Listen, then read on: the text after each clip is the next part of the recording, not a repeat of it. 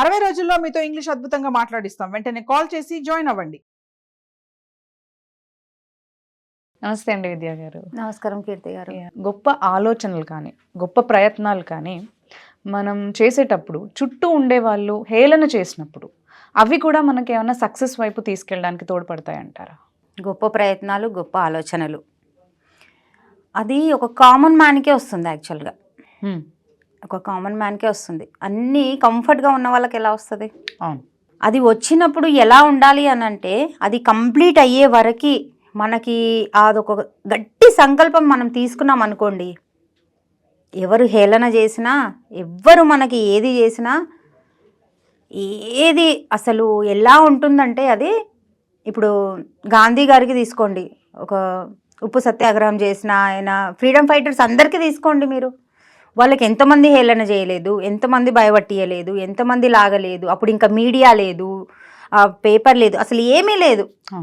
అసలు ఒకటి ఇది ఇది చేస్తున్నాము మనం రెవల్యూషన్ అని అంటే ఇంకొకరికి తెలియదు, ఇంకో ఊళ్ళో తెలియదు.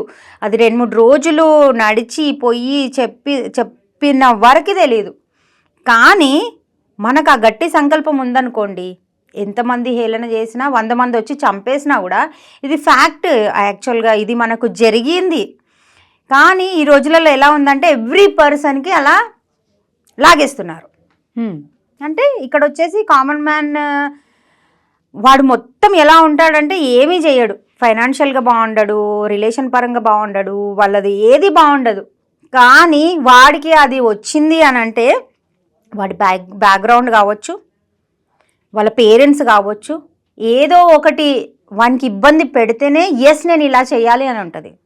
కొందరు దేశభక్తులకైనా కూడా ఎగ్జాంపుల్ ఇప్పుడు చూసుకుంటే మనకి అబ్దుల్ కలాం గారు, అటువంటి వాళ్ళు ఎంతో మంది ఉన్నారండి. కాకపోతే హేళన చేస్తున్నారు, చేసినా మనం పైకి రావచ్చా అంటే ఎస్ ఎగ్జాక్ట్లీ ఇది నిజం చెప్పాలంటే అటువంటి వాళ్ళు ఉంటేనే మనం ఎదుగుతామండి. ఒక్కొక్క రాళ్ళు విసిరేస్తుంటే అది తగులుతుందనేసి మనం పక్కన పోయి కూర్చునే కంటే ఆ రాళ్ళనే మెట్లలాగా చేసుకోవాలని అంటారు పెద్దవాళ్ళందరూ. అది చేసుకొని ఎక్కి మనం మన విజన్ ఏముంది, మన డ్రీమ్స్ ఏమున్నాయి అలా అచీవ్ చేయొచ్చండి. ఎందుకంటే ఇప్పుడు ఇందాక చెప్పినట్టు గాంధీ గారికి ఎంతోమంది హేళన చేశారు. ఇప్పుడు ఆయనకి ట్రైన్లో నుంచే లాగి పడేశారు. అది ఎంత అసలు నీచమైన బుద్ధి. కానీ ఆయన ఏడ్చుకుంటూ కూర్చున్నాడా? ఏడ్చుకుంటూ కూర్చోలేదు కదా. ఎస్ నా వాళ్ళకి ఇలా జరగొద్దు, నాకు జరిగింది నా వాళ్ళకి జరగొద్దు అని పెద్ద రెవల్యూషన్ తీసుకొచ్చి ఇప్పుడు ఒక మనకి ఇంత ఫ్రీడమ్ దొరికి ఇంత ఇలా ఉన్నాము అని అంటే ఆ హేళన చాలా ఇంపార్టెంట్. నిజం చెప్పాలంటే మనం థ్యాంక్స్ చెప్పుకోవాలి అటువంటి వాళ్ళకి. వాళ్ళు మనకి ఎప్పుడైతే ఆపుతారో, ఎప్పుడైతే తిడతారో, ఎప్పుడైతే మనకి వెనక్కి లాగుతారో వాళ్ళు మన గురువులండి. వాళ్ళే మనకి హెల్ప్ చేస్తున్నారు అన్న. ఎగ్జాక్ట్లీ. మనకి ఎవరు అనేవాళ్ళు లేరనుకోండి, మనం సాఫీగా చేసుకుంటాం కామ్గా. అటువంటి వాళ్ళు దొరికారనుకోండి, మనం నెల రోజులలో చేసేది 2-3 రోజులలో చేసేస్తాం. మీరు అబ్జర్వ్ చేసుకోండి. కానీ మనం ఏడ్చే వాళ్ళ గురించి, కూర్చునే వాళ్ళ గురించి మాట్లాడుకుంటే మట్టుకి ఎవరు కూర్చునే అవసరం లేదండి. వాళ్ళు అనేవాళ్ళు అంటారు, ఎందుకంటే వాళ్ళకి ఆ నాలెడ్జ్ ఉండదు, ఆ ఫైనాన్షియల్ స్టేబుల్ ఉండదు, ఆ అందం ఉండదు, ఎవ్రీథింగ్ ఇంకేది ఉండదు. కాబట్టి వాళ్ళకి జెలసీ వస్తుంది. జెలసీ వస్తుంది కాబట్టి మనకి లాగాలి. కాబట్టి మన పైన గాసిప్స్. ఇప్పుడు పళ్ళున్న చెట్టుకే రాళ్ళు కొడతారు, అంతే కదా. పళ్ళు లేని చెట్టుకు రాళ్ళు కొడతారా? అవును, మీరు అన్నట్టు కొంతమంది అన్నారు కదా అని చెప్పి నిజంగానే నేను చేయలేనేమో, నిజంగానే నేను దాని క్యాపబుల్ కాదేమో అని ఏడ్చుకుంటూ కూర్చుంటారు. కానీ అలా కూర్చోదు. వాళ్ళు అంటున్నారంటే ఎస్ మనకి ఏదో సంథింగ్ ఉంటేనే వాళ్ళు అంటారు అనేది మనం అది గుర్తుపెట్టుకోవాలి. గుర్తుపెట్టుకొని మన విజన్ ఎలా ఉంది, ఫోకస్ దానిపైనే పెట్టి చేసామనుకోండి, స్మైల్ చేస్తూ చేసామనుకోండి, వాళ్ళు ఇంకా కుళ్ళుకుంటారు, ఇంకా ఇబ్బంది పడిపోతుంటారు. ఎందుకంటే వాళ్ళది ఏంటి, మనకి ఎలా ఆపాలి, మనకి ఎలా వెనక్కి లాగాలి అనేది వాళ్ళకి ఉంటుంది. మరి ఇప్పుడు గొప్ప ప్రయత్నాలు, మనకి గొప్ప ఆలోచనలు వస్తున్నా కొద్దీ నాకు లేని ఆలోచన వీళ్ళకి ఎలా వస్తుంది? నాకు అది స్టడీ కావచ్చు. ఇప్పుడు ఒకరికి మంచి పొజిషన్లో ఉన్న వాళ్ళకి స్టడీ కూడా ఉండదు ఒక్కొక్కరికి, చాలా మందికి. కానీ ఏం చేయని వాళ్ళకి ఎన్నో డిగ్రీస్ ఉంటాయి. అది అక్కడ కూడా ఉంటుంది.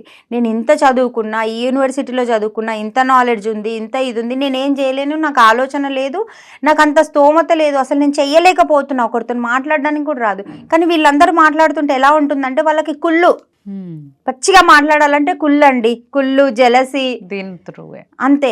నాకంటే ఎక్కువ పేరు రావద్దు, నాకంటే ఎక్కువ బాగుండొద్దు అనేసి లాగుతుంటారు. లాగనివ్వండి, మీకు అంత స్ట్రెంగ్త్ ఉంది కాబట్టే మీకు అటువంటి వాళ్ళు వచ్చారు. ఎస్, పెద్దవాళ్ళందరూ అంటారు మీకు దేవుడు బరువు వేస్తున్నాడంటే మీరు మోయగలిగితేనే ఆ బరువు మన పైన పడుతుంది అంటారు. అవును, దానికి మనం ఎలా తీసుకోవాలంటే ఒక ఛాలెంజ్గా తీసుకోవాలండి, ఒక కష్టంగా తీసుకోవద్దు. మనకి ఏ ప్రాబ్లం వచ్చినా ఒక ఛాలెంజ్గా తీసుకున్నాం అనుకోండి, అదొక గేమ్లా తీసుకున్నాం అనుకోండి, వావ్ పిల్లలు ఇప్పుడు ఎలా ఆడతారు, నేను మనం లైఫ్ని అలా ఆడామనుకోండి ఎంతో అద్భుతంగా ఉంటుందండి. మీరు చెప్పిన విధంగా హేళన చేస్తున్నా ఏదన్నా అయినా కూడా బాధ అవుతుంది, ఏడుపు వస్తుంది. ఎస్, కానీ ఎంతసేపు? ఒక 10 నిమిషాల కంటే ఎక్కువ ఉండొద్దు. అది 10 నిమిషాల కంటే ఎక్కువ ఉండే అవసరం లేదు, పెట్టుకునే అవసరం లేదు. మీ కెపాసిటీ మీకే తెలుసు. అది మనం గుర్తు పెట్టుకొని వెంబడే లేవాలి. లేచి హాయిగా ఫ్రెష్ అప్ అయిపోయి మనం ఏం చెయ్యాలి అని మళ్ళీ మనమే ఆలోచించాలి. దానికంటే ఎక్కువ పెద్ద పెద్ద ఆలోచనలు వస్తాయి. కాసేపు ధ్యానం చేసుకొని, కాసేపు మంచి ఫుడ్ తిని, మనకు నచ్చిన వాళ్ళతో మాట్లాడుకొని మళ్ళీ స్టార్ట్ చేసామనుకోండి, హేళన చేసిన వాళ్ళు పోతారు, మన ఆలోచనలు ఇంకా ఇంకా అద్భుతంగా అవుతాయి, ఎంతో బాగుంటుందండి. ఎగ్జాక్ట్లీ. దానికి బాధపడి కూర్చునే అవసరం అస్సలు లేదు.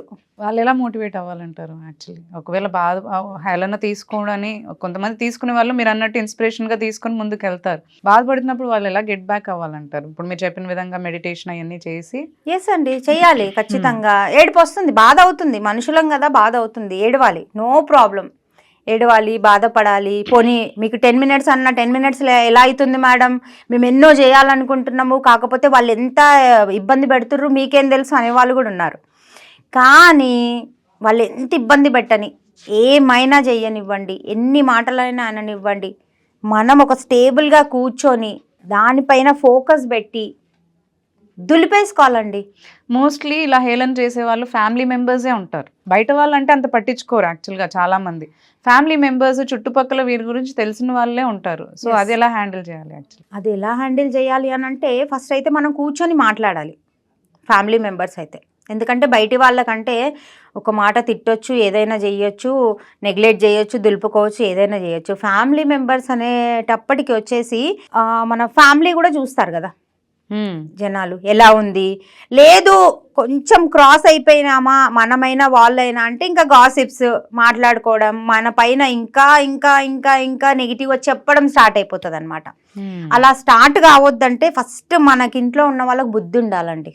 ఎందుకంటే మన ఇంట్లో వాళ్ళ గురించే మన గురించే చెప్తున్నారు అని అంటే ఉన్న ఇద్దరు పర్సన్ ఎంతనైనా గొడవ పడని, ఎన్నైనా మాటలు అనుకోని, ఎలా అయినా సిచ్యువేషన్ ఉండని, థర్డ్ పర్సన్ వచ్చి ఇంకో పర్సన్ గురించి చెప్తున్నారంటే ఫస్ట్ వినొద్దు.